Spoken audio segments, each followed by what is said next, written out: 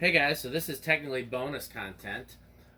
This is a Shi Chen made. We used to think these were CEC. These are actually Shi Chen. Although CEC did make a version of this, I believe, once they switched to China, because Menards sold a spinner that looked like this that had CEC labels on the top of it, but it was a slightly newer version with ball socket and all that.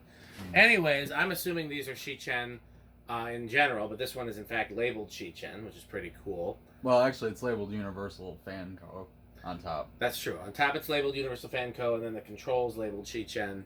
Yes. And it has very interesting speed control. It's basically a cardboard box with the potentiometer mounted elsewhere. So it's got the potentiometer outside of the cardboard box. In this case, the reverse switch and cardboard box and everything were all bypassed. So we're just going to do a quick and dirty test video of it, and then when I manage to repair all of that, which hopefully will be soon, I'm going to need to order some parts, then I'll do a more updated video that'll have factory speeds and reverse switch. So what do you think? Oh, by the way, for all kinds of quick and dirty videos, go to patreon.com/dspiffy for all kinds of additional content. What do you think it's going to do inrush-wise? I think it's going to be a small inrush. Okay, I'll say big. I'm not basing that on anything. I probably should have thought it through.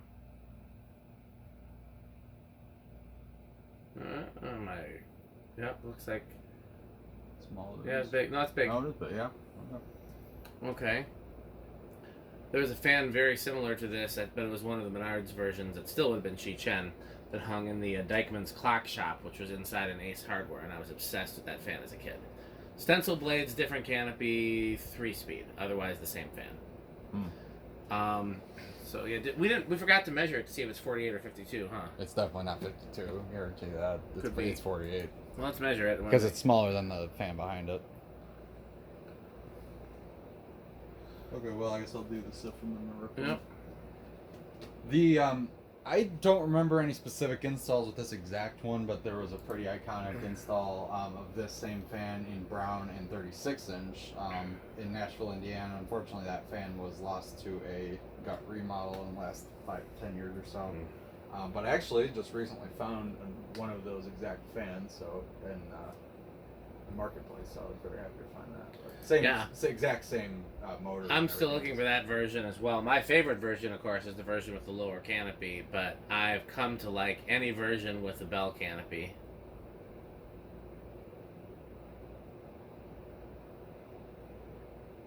And the one. Very strange. For that matter, if we could find 3 matching in polished brass, they'd be perfect for the rec room. They would.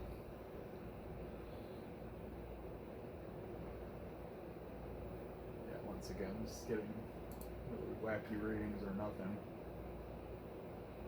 Oh, there. 4.6. No. That can't be right.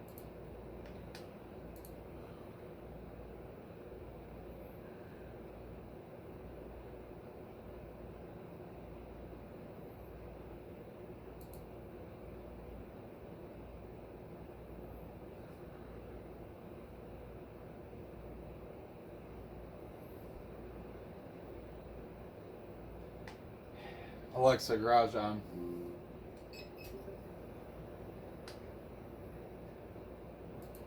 There we go. 736. So it's a little under 200. It looks faster than that. That's 184. Definitely looks faster than 184. Yeah, he's just not giving me real great readings today. Doing great. I don't know what happened. Now I'm getting 733. Well, maybe it is. Maybe it just looks.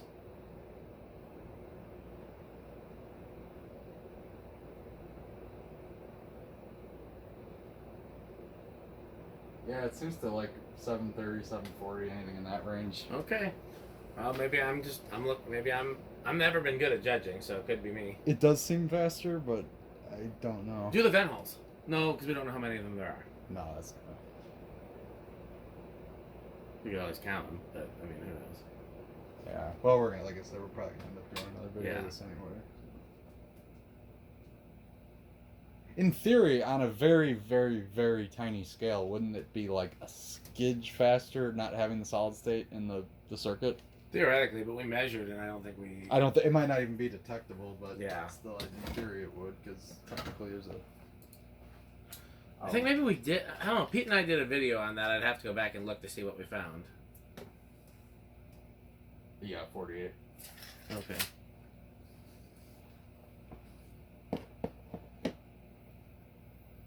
Alexa, it's time to film.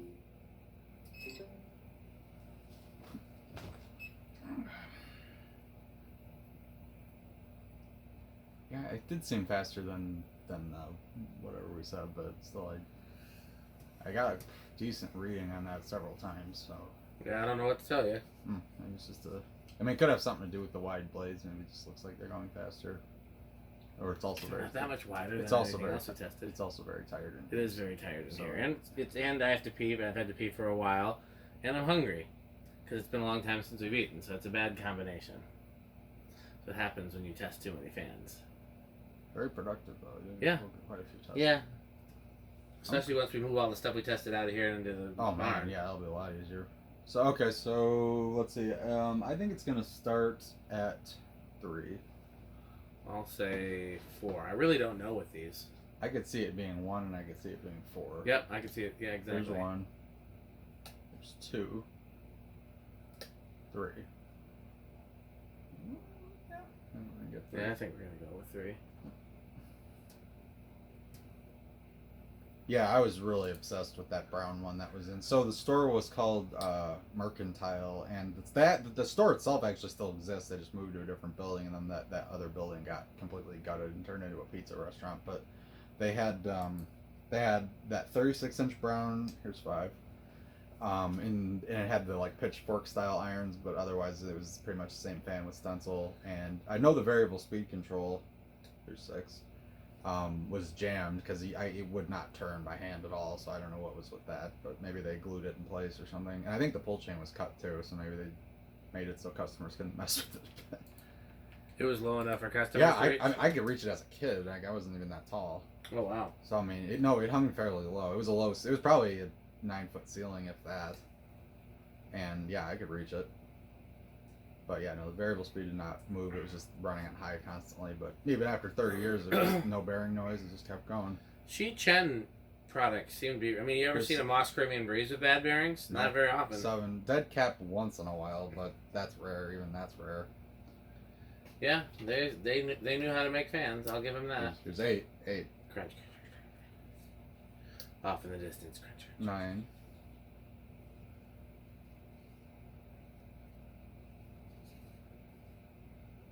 And there's 10. Wasn't there like a hardware store or something you'd said having a polished brass, something like this? That's what I was talking about. Oh, that the was clock shop in it the was hardware store. Clock shop, okay. It was over. So it was an Ace Hardware. Well, it was a local hardware store called Wolf Kubley. Here's 11. And I believe they were an Ace franchise. Maybe I just wrote that into my head. I'm pretty tired, and I'm trying to think of all this while we're talking about it. Here's 12. The name of the hardware store was Wolf Kubley. Okay. Which is a weird name for anything. 13. And they had 3 different counters in the hardware store. Maybe 4. 14. It was a very big hardware store. Like, it was much bigger than most of the ones. Like, it was in a mall, and it was like one of the anchor stores of the mall. But it was just like a local hardware store. So it was kind of like a small Sears almost. Okay. This is And 15. there was a checkout counter in front, a checkout counter in back. 16. And you could enter, like, in the back, you could, like, enter through the parking lot doors, and through the front, you entered through the mall.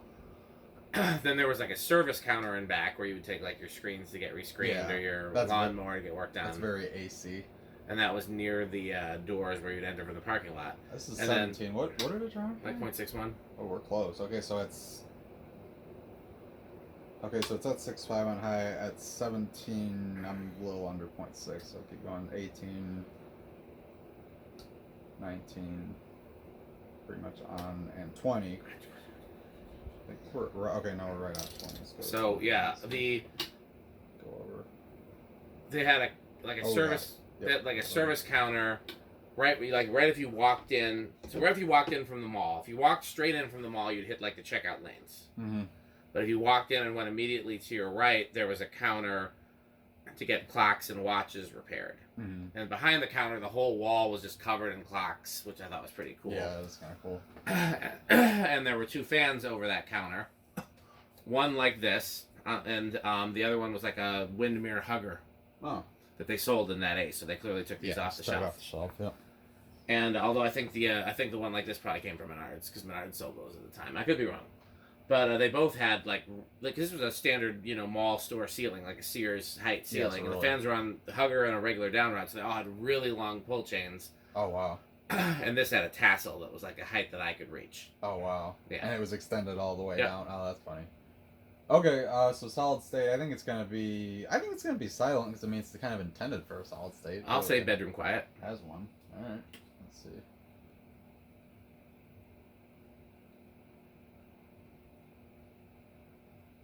This time when it gets to high, let's do the siphon because we forgot to do it. Oh yeah. He's tired. He's very tired in here. There's a little something, but again, it's not really perceivable from over here. I can hear it. I would call it. I would call it the very low end of bedroom, but I wouldn't call it silent. Oh, now I hear it. Yeah. Yeah. Oh yeah. Low end of bedroom. Not. It's definitely tolerable though. It's not bad at all. Okay. No, I don't think I would be mad at all. I mean, what I might do when we redo it, because I think the switch light pull chain for this is silly. What I would probably do is maybe we'll make the pull chain bypass the variable speed. So it's just high, like Fasco style almost, like where it's high variable. Or Newton style, yeah. Yeah, Newton's like that too. So I'll put a 3-way pull chain in it, like the high, low, off. And then the light will just be switched by by its own. Yeah, well, I probably wouldn't put a light on one of these. Although one of my childhood friends growing up had one similar to this in their like dinette, and it had a light on it.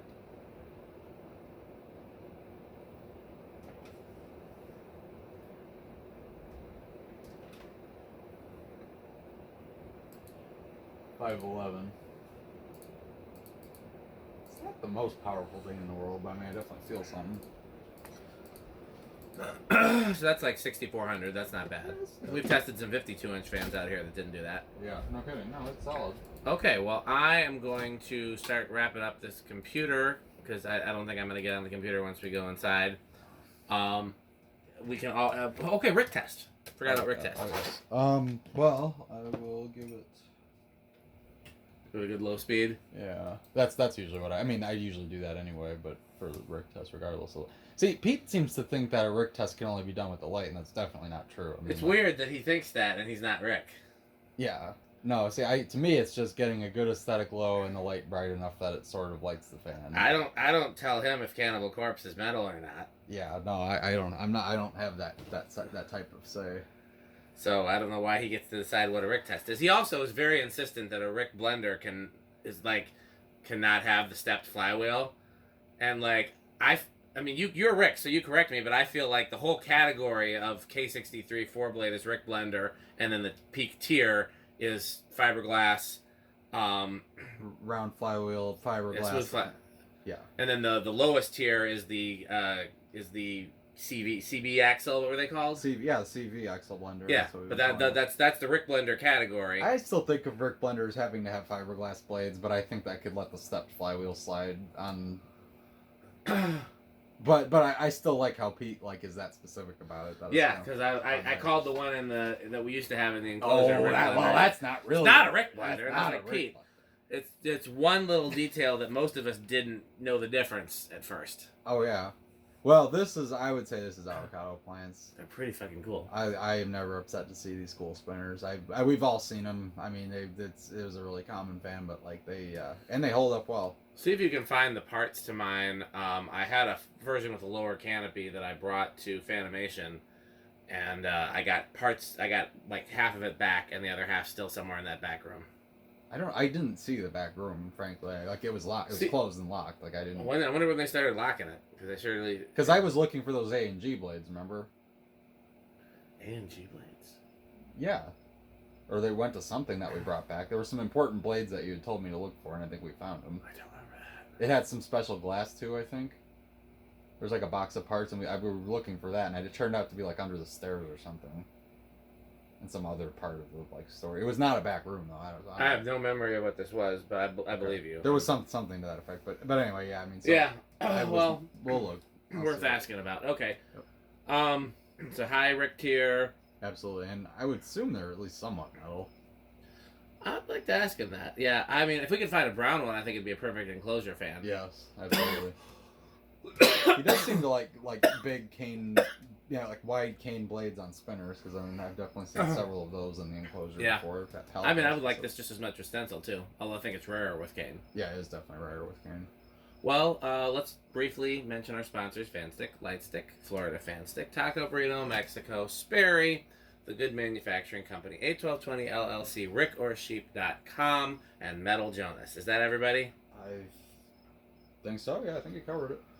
Okay, so as always, patreon.com/dspiffy for behind-the-scenes content.